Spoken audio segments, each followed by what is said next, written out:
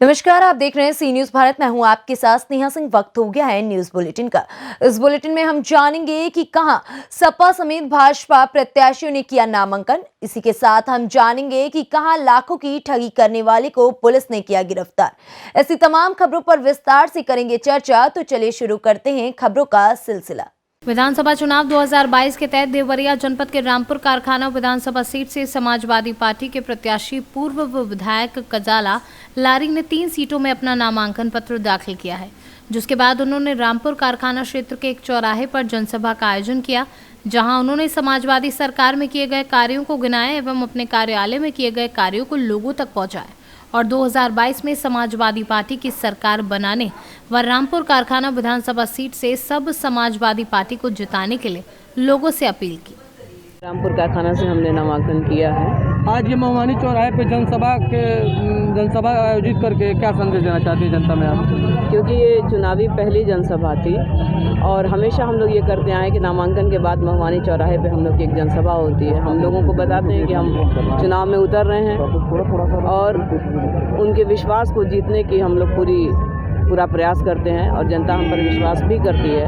और इस बार भी हमें पूरी तरह से लोगों ने विश्वास जताया है कि आप आइए, हम लोग आपको दोबारा से इस विधानसभा में ले आएंगे। आपको सुनने के लिए काफ़ी संख्या में कार्यकर्ता अन्य लोग भी आए हुए थे, मतदाता भी आए हुए थे। क्या लगता है इस बार रामपुर से बदलाव हो जाएगा? बिल्कुल होगा, ज़रूर होगा। क्योंकि देखिए, हमारा जो हम लोग 5 साल तक हम लोगों ने जो इस क्षेत्र में विकास किया है, 5 साल तक जो हम लोगों ने इस क्षेत्र में विकास किया है वो 2012 से 2017 तक हुआ। हम लोग चाहते हैं कि वो विकास की कड़ी जो टूट गई थी 17 से 22 तक, जो लोग पीछे हो गए, फिर से दोबारा से वो कड़ी विकास की जुड़ जाए और दोबारा से रामपुर कारखाना का और ज़्यादा अच्छा विकास हो सके। क्या आपको लगता है कि 2022 में बदलाव होगा? बेशक ज़रूर होगा। देवरिया से सीनू संवाददाता ज्ञानेंद्र नाथ मिश्रा की रिपोर्ट। बिहार के लेडी सिंघम के नाम से प्रसिद्ध 2009 बैच के आईपीएस हरप्रीत कौर गया के नए वरीय एसएसपी पद पर पद ग्रहण किया है। पद ग्रहण करते ही हरप्रीत कौर ने संवाददाताओं को संबोधित करते हुए कहा कि उनकी पहली प्राथमिकता गया में बढ़ते क्राइम को कंट्रोल करना एवं आए दिन घंटों सड़क के मुख्य मार्ग जाम रहने के कारण लोगों को जो परेशानियां होती हैं उसे जल्द ही दूर करने के साथ महिलाओं के साथ किसी भी तरह के हो रहे अत्याचार पर विशेष ध्यान दिया जाए और उनका निराकरण जल्द से जल्द किया जाए। देखिए, प्राथमिकता, मैं एक पुलिस ऑफिसर हूँ और एसएसपी हूँ इस जिला की, तो प्राथमिकता ऑफ कोर्स क्राइम कंट्रोल है। Crime control, law and order हो। और एक मुझे समस्या बताई कि कल काफ़ी लोगों से फीडबैक, जो मतलब जिन लोगों से मैं मिली, ट्रैफिक की एक समस्या बताई गई है, क्योंकि उससे आम जन जो है काफ़ी प्रभावित होता है। और ट्रैफिक डीएसपी भी मैंने उनको बुलाया था, मुलाकात हुई है, तो उनसे भी मैंने पूछा है कि क्या क्या इश्यूज़ हैं।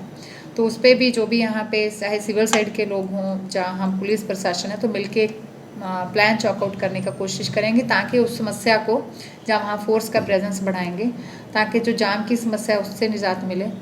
दूसरा, शराबबंदी ऑफ कोर्स वो प्रायोरिटी लिस्ट में है कि जो सरकार की नीति है उसको अच्छे से हम 100% इसमें लागू कर पाएँ। जो लेडीज़ के खिलाफ अपराध हैं उसकी मेरी प्राथमिकता रहेगी कि उसको हम लोग नियंत्रण कर पाएँ। इसके अलावा अगर अन्य समस्याएं हैं लॉ एंड ऑर्डर की हो तो वो भी है कि उसको कंट्रोल करूं।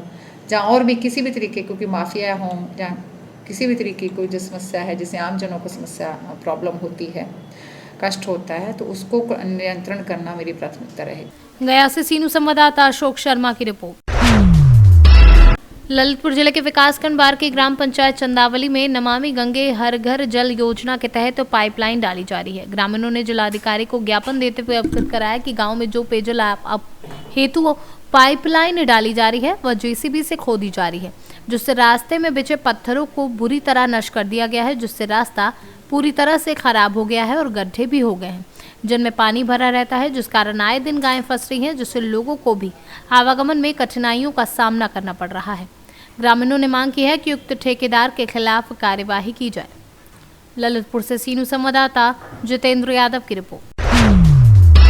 कई लोगों से विभिन्न तरह के रोजगार दिलाने के नाम पर लाखों की ठगी करने वालों को रोहतास पुलिस ने गिरफ्तार किया है। इससे पहले नोखा थाना क्षेत्र के महिलाओं की फेरिस्त ने सासाराम अनुमंडल पुलिस पदाधिकारी के पास पहुंचकर नोखा पुलिस की कार्यशैली पर सवाल खड़ा करते हुए गिरफ्तारी की गुहार लगाई थी।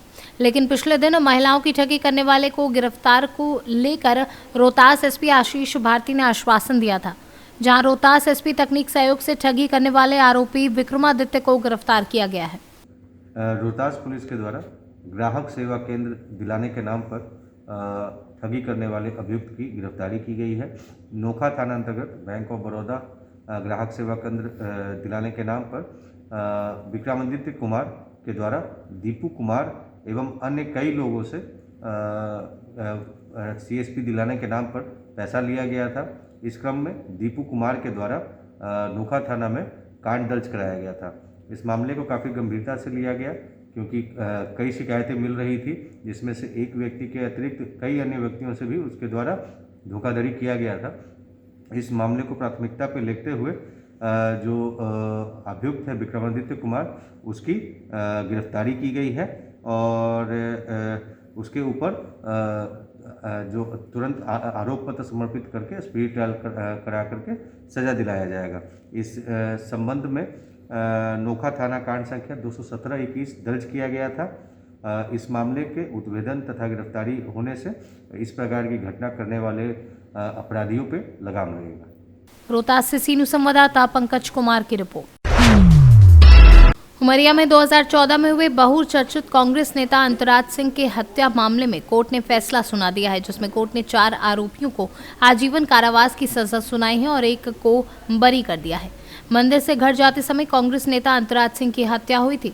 भतीजे अभय प्रताप सिंह ने साथियों के साथ मिलकर ये साजिश रची थी। दरअसल अंतराज सिंह की हत्या किसी फिल्मी स्टोरी से कम नहीं थी, जिस पर न्यायालय से यह बड़ा फैसला सुना है। उमरिया से सीनू संवाददाता KG पांडे की रिपोर्ट। बहराइच सदर विधानसभा की भाजपा प्रत्याशी अनुपमा जायसवाल के नामांकन में बहराइच पहुंची भाजपा नेत्री अपर्णा यादव ने राजपूतों पर तंज कसते हुए कहा कि अब तक जितनी भी लड़ाइयां हुई हैं, जिसमें राजपूतों से आगे यादव रहे हैं। वहीं उन्होंने कहा कि हमारे लिए पार्टी से बढ़कर राष्ट्रवाद है, इसके लिए हमने राजनीति के लिए भारतीय जनता पार्टी को चुना है। जनता को संबोधित करते हुए अपर्णा यादव ने कहा कि अब तक जितनी सरकारें रही हैं, सभी सरकारों में गुंडाराज का बोलबाला रहा है। वहीं अपर्णा यादव ने अनुपमा जायसवाल का नामांकन कराने के साथ भाजपा कार्यालय का उद्घाटन भी किया। हमारे यशस्वी मुख्यमंत्री जी ने जितने भी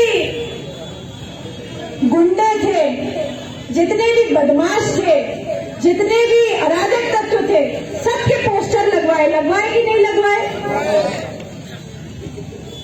और सारे लोगों ने इस बात का, पूरे प्रदेश की जनता ने इस बात का समर्थन किया कि जिस तरह से मुख्यमंत्री जी का ये कार्रवाई की गई गुंडों पे, उनकी गुंडागिर्दी अपने आप बंद हो गई।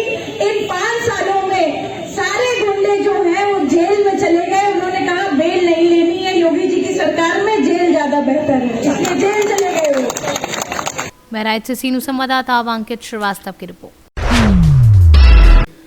पूर्व मेयर और 125 कैंट विधानसभा समाजवादी पार्टी की प्रत्याशी सुप्रिया ऐरन की रैली में एक विशाल जनसैलाब उमड़ा और सुप्रिया के सपोर्ट में महिलाओं ने बढ़ चढ़कर हिस्सा लिया। सुप्रिया से ये भी जाना कि अगर वह इलेक्शन में अपनी सीट सुनिश्चित कर पाती हैं तो क्या वह सभी वर्ग के लिए कार्य करेंगी, जिस पर सुप्रिया ऐरन ने बताया कि वह पार्टी के पूर्व मुख्यमंत्री एवं राष्ट्रीय अध्यक्ष समाजवादी पार्टी अखिलेश यादव से कई प्रोजेक्ट पर अनुमति लेकर कार्य करना चाहती हैं, जो समय जनता की मांग है और जो जनता की दिक्कत परेशानियां निरंतर बनी हैं। जनता की परेशानी को भी दूर करना है। उन्होंने ये भी बताया कि दलित वर्ग और कम आय के लोगों के लिए काम करना है और जो पुराने शहर में जलभराव की समस्या है, सीवर की समस्या है, इसको लेकर भी उन्होंने बताया कि सबसे पहले इसका निस्तारण कराना है। सुप्रिया ने ये भी कहा कि लोग परिवर्तन चाह रहे हैं, लोगों के आंखों में आंसू हैं और उन्होंने बताया कि कटरा चांद खां के लोगों के साथ अतिक्रमण के नाम पर अत्याचार हुआ है और नगर निगम के काम, इसलिए लोग भाजपा से बिल्कुल नाराज और त्रस्त हो चुके हैं। अब देखना है कि क्या वाकई सुप्रिया ने जो कहा ये सभी वादे पूरे हो पाएंगे। रैली का पूरा संचालन समाजवादी पार्टी के महानगर महासचिव सोनू पाल और संजय गुप्ता और अन्य कई कार्यकर्ताओं के द्वारा किया गया। सबसे पहले आपकी रैली के बारे में जानना चाहेंगे आपसे कि किस एरिया में आपकी आज रैली रही और आपको क्या लगता है इतना जो जन सैलाब उमड़ा है उसको देखते हुए? हमने आज जगतपुर से शुरू किया था, जगतपुर पनवड़िया से, और फिर हम लोग मीरा की पेज और बालजती कुआं, उसके बाद फिर कटरा चांद का मौर्य मंदिर होते हुए अब हम यहाँ पर आज़ाद नगर की ओर जा रहे हैं। हर तरफ जो है, मैं हैरान हो रही हूँ कि जैसे जब से मैंने शुरू किया था कैंपेन अपना, और अब जो आज 2-3-4 दिन रह गए हैं, तो कारवां बढ़ता चला जा रहा है, लोगों का उन्माद बढ़ता चला जा रहा है। ऐसा लग रहा है उन्हें भाजपा के खिलाफ कहें इसको या अखिलेश मेरे साथ हैं, हम दोनों डबल इंजन की सरकार है। आज आपको हम विधायक, आप मुझे बनाएंगे, उम्मीद करती हूँ कि वो आगे सांसद बनेंगे और हम दोनों मिलकर काम करना चाहते हैं। हमारी अखिलेश जी की सरकार जो बनेगी, अगर बहुमत की सरकार बनती है, अखिलेश जी हमारे, मुझे पूरा भरोसा है, मैं बरेली के लिए जो भी उनसे प्रोजेक्ट्स के लिए बात करूंगी तो मुझे उनका सहयोग पूरा मिलेगा। मैम, जैसा कि पूरा जो है आपका चेहरा अनभिज्ञ नहीं है, लोगों को बहुत अच्छे से आपको जानते हैं और सभी आपके चेहरे को देख करके आपके साथ आना चाहते हैं, इससे क्या कहेंगे? ये मेरा सौभाग्य है, मेरा सौभाग्य है। महिलाएं जो है, क्योंकि मैं महिला, अगर आप सबकी कृपा रही, महिला विधायक बनूंगी तो 30 साल बाद बरेली में पहली कोई महिला विधायक होगी, तो महिलाओं का सहयोग के बिना तो हो ही नहीं सकता। और मुझे पता है आधी आबादी मेरे साथ है, तो मैं बहुत खुश नसीब हूँ, ईश्वर का धन्यवाद करती हूँ, मुझे इतना प्यार मिलता है। Thank you ma'am. क्या है, लोग जैसे परिवर्तन चाह रहे हैं, बदलाव चाह रहे हैं, वो सामने दिखाई दे रहा है। मतलब आंखों में लोगों के आंसू हैं कि हमारे साथ ये होगा। खास तौर पे कटरा चांद खां के लोग, जहाँ इस कदर अतिक्रमण हटाने के नाम पर लोगों को बर्बाद किया गया, लोगों के साथ अत्याचार किया गया, बिल्कुल सुनी ही नहीं गई, निर्ममता से जिस तरह से यहाँ पर हुआ है नगर निगम का काम, तो उससे ऐसा लगता है भाजपा से लोग अब बिल्कुल त्रस्त हो चुके हैं। मैम, पुराना शहर में ये भी देखा गया है कि लाइट और सफाई व्यवस्था इतनी ज़्यादा खराब है, अगर आप आते हैं तो इस पे क्या कार्रवाई कर पाएंगे आप, कैसे इसको मीट आउट करेंगी? मैं देखिए, वहाँ पर पुराने शहर में 60 to 70% मुस्लिम पॉपुलेशन है, और जब बीजेपी की सरकार होगी, बीजेपी की MP, MLA, मेयर होगी, वहाँ पर काम कभी होगा ही नहीं, ये तो आप जानते हैं। मैं मेयर थी तो मेरे लिए तो सभी इलाके बराबर थे, तो मेरा इरादा ये है कि गरीब आदमी। बरेली से सीनू संवाददाता संगीता सिंह के साथ नीरज सिंह की रिपोर्ट। उत्तर प्रदेश में विधानसभा चुनाव के 5वें चरण की रणभेरी फूंकी जा चुकी है। ऐसे में तमाम राजनीतिक दलों के प्रत्याशी अपना अपना नामांकन पत्र दाखिल कर रहे हैं। इसी कड़ी में सोमवार को बाराबंकी सदर से कांग्रेस पार्टी की प्रत्याशी रूही अरशद ने अपना नामांकन पत्र दाखिल किया। इस दौरान मीडिया कर्मियों से बात करते हुए उन्होंने कहा कि जिन महिलाओं को घर के अंदर बंद कर दिया जाता था, उन्हें उनका हक दिलाना मेरी सबसे पहली प्राथमिकता है। तो इस राजनीति में आने का मौका मिला है। जी, प्राथमिकता तो सबसे पहले यही है कि महिलाओं को उनका हक मिले। जो घर के अंदर जिन महिलाओं को बिल्कुल बंद कर दिया जाता था, आज प्रियंका जी ने पहल की है। सबसे पहली पहल उन्होंने इसी से की है कि 40% महिलाओं को टिकट दिया है, कि जिससे वो बाहर निकलें और अपना सक्रिय हो राजनीति में, तो उससे जो है उनको आत्मविश्वास मिले। सबसे पहली चीज़ ये है। फिर किसानों का मुद्दा है, जैसे कि किसानों को पूरी तरीके से चीज़ें नहीं मिल पा रही हैं। जैसे उनका दाम है गेहूं का, धान का 2500 क्विंटल उन्होंने कहा है देने के लिए, तो उस हिसाब से वो देंगी। और वृद्धा लोग हैं, उनके लिए 1000 रुपये पेंशन का किया है। हर वर्ग के लिए उन्होंने अपने प्रतिज्ञा पत्र में चीज़ें दी हैं। ये नहीं कि खाली एक ही वर्ग के लिए कुछ किया है, चाहे वो वृद्धा हो, चाहे वो लड़कियाँ हों, चाहे वो युवा हो, सबके लिए कुछ ना कुछ है। आप जा रही हैं जी, क्या कुछ मुद्दे हैं, किन मुद्दों को लेकर आप जनता से आप कह रही हैं कि इन मुद्दों को लेकर हम चुनाव लड़ रहे हैं, जीत रहे हैं, किन मुद्दों को लेकर आप क्षेत्र में जा रहे हैं? जी, प्राथमिकता हम लोग की यही है कि जैसे लखनऊ का विकास हुआ है, उसी तरीके से बाराबंकी का भी विकास हो। यहाँ पे लाइट देंगे तभी रोजगार होगा, स्मॉल कॉटेज इंडस्ट्रीज आएंगी तो लोगों को रोजगार मिलेगा। मेन मुद्दा रोजगार है, लड़कियों की सुरक्षा है, ये सब चीज़ें हैं। इस बार क्या कहेंगे जी, पेंशन बहाली के लिए? पेंशन बहाली तो 1000 वृद्धा पेंशन की है, वो तो बहुत ही अच्छी बात है। सदर विधानसभा सीट से 2 बार के विधायक रहे हैं और तमाम जो बीजेपी के प्रत्याशी हैं, अन्य दल हैं। जी जी, कितनी चुनौती लगती है आपको इस क्षेत्र से? प्रियंका जी साथ हैं तो लग नहीं रहा है कि कोई चुनौती है, लग रहा है जीत गए हम लोग सब। बाराबंकी से सीनू संवाददाता मोहम्मद अरशद की रिपोर्ट। 249 विधानसभा पट्टी समाजवादी पार्टी के प्रत्याशी राम सिंह पटेल विधानसभा के दर्जन भर गांव में जनसंपर्क करते हुए लोगों से मुलाकात की। वहीं मीडिया से रूबरू होते हुए उन्होंने कहा कि इस बार 2022 के विधानसभा चुनाव में समाजवादी पार्टी को तथा विधानसभा पट्टी में समाज के शोषित, वंचित किसान, नौजवान, मजदूर, पिछड़े वर्ग का उन्हें भरपूर समर्थन मिल रहा है, जिससे प्रचंड मतों से जीतकर समाजवादी पार्टी सरकार बनाने जा रही है। लेकर जनता के बीच जा रहे हैं पट्टी विधानसभा में। पूरे पट्टी विधानसभा में खास तौर पे जहाँ पिछड़ों और दलितों की आबादी वो लगातार 5 साल चले गए, उन पर अत्याचार हुआ, उससे वो बहुत दुखी हैं और आक्रोशित हैं। और वो इस बार पूरी तरीके से संपूर्ण बैकवर्ड, संपूर्ण दलित और जो समाजवादी विचारधारा से ताल्लुक़ रखने वाले जो भी पट्टी विधानसभा के लोग हैं, सब जो है समाजवादी पार्टी की तरफ आ चुके हैं और वो अपना मन बना चुके हैं कि उन्हें पट्टी विधानसभा से समाजवादी पार्टी की सीट निकाल के देनी है। पट्टी विधानसभा में लगातार यह दावा किया जाता रहा है कि पट्टी में विकास की गंगा बह रही है, इस पर क्या कहना चाहेंगे आप? वैसे भी भारतीय जनता पार्टी के पूरे देश में विकास की अलग अलग गंगा बह रही है। विकास जो है उनका सड़कों पर लौट रहा है, किसानों के खेतों में जो है चल रहा है। और आज पूरे प्रदेश में समाजवादी पार्टी के राष्ट्रीय अध्यक्ष और उनके साथ जितने सहयोगी दल हैं उनकी तरफ पूरे प्रदेश की जनता का झुकाव। आपको क्या लगता है कि आप पट्टी की जनता आपको अगर चुनकर भेजती है विधानसभा, तो आप पट्टी की जनता के लिए क्या विकास कार्य करेंगे? आपकी प्राथमिकता क्या होगी? ये पट्टी में मैं 12-17 विधायक था और यहाँ पे मैंने उन गाँव को चिन्हित करके वहाँ रोड बनवाई, नाली बनवाई, बिजली से संतृप्त किया। ऐसे 50 गांव के नाम है मैं जहां आपको गिना सकता हूं।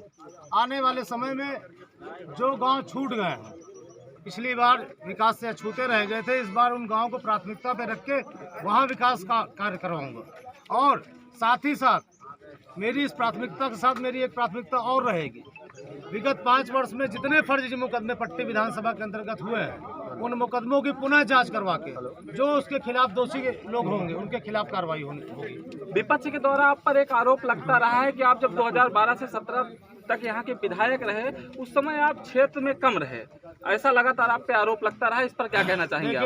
विपक्ष जो है अनर्गल आरोप लगातार लगाता रहा है भारतीय जनता पार्टी की सरकार। और पूरे भारतीय जनता पार्टी के नेता एक चीज में उन्होंने आरएसएस से सीखा हुआ है कि वो सही तो कभी बोलेंगे ही नहीं। और ये जनता के बीच में रहा कि नहीं रहा, ये आने वाले 10 मार्च को पता चलेगा। समाजवादी पार्टी के द्वारा जो कार्य। प्रतापगढ़ से सीनू संवाददाता रोहित जायसवाल की रिपोर्ट। भारत रत्न लता मंगेशकर को नगर में जगह जगह लोगों ने भावभीनी श्रद्धांजलि दी और उनके गीतों व उनके सादगी भरे जीवन की लोगों ने चर्चा की और कहा कि उनके जैसा ना कोई था और ना अब कोई आएगा। इसी कड़ी में सोमवार को सिलवानी नगर परिषद समिति की ओर से बजरंग चौराहे पर सिलवानी नगर विकास समिति के पदाधिकारियों ने शोक संवेदना व्यक्त की। रायसेन से सीनू संवाददाता राजेश साहू की रिपोर्ट। फिलहाल इस न्यूज बुलेटिन में बस इतना ही। देश दुनिया की ऐसी तमाम खबरों को देखने के लिए बने रहें सी न्यूज भारत के साथ।